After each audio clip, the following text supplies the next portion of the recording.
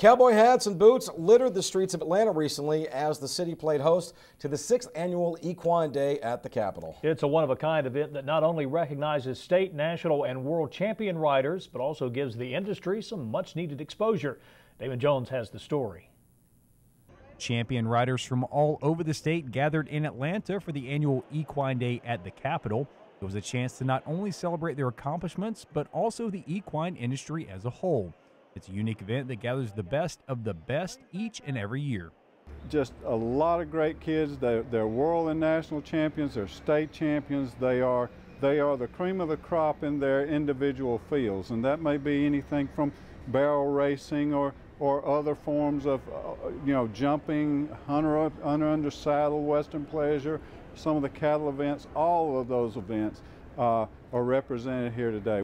While recognizing the kids is the main purpose for the event, it's not the only one, as it also allows the equine industry to take center stage for a day in the state's capital. Seeing all those cowboy hats and boots under the rotunda definitely gives our legislators an opportunity to see the people within our equine industry, and they take note. And it's not just a benefit for the legislators, but the kids as well, as they get an up-close look at how policies that affect their industry are made.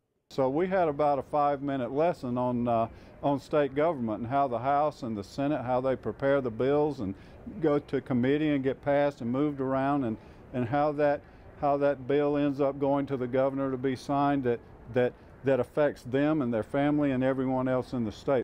Events like today are more important than ever for the equine industry as they look to attract the younger generation.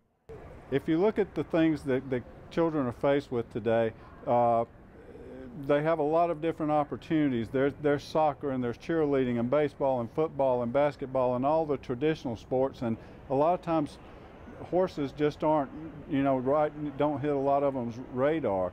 Unlike other sports that kids choose to participate in, there is a great responsibility that comes with riding horses.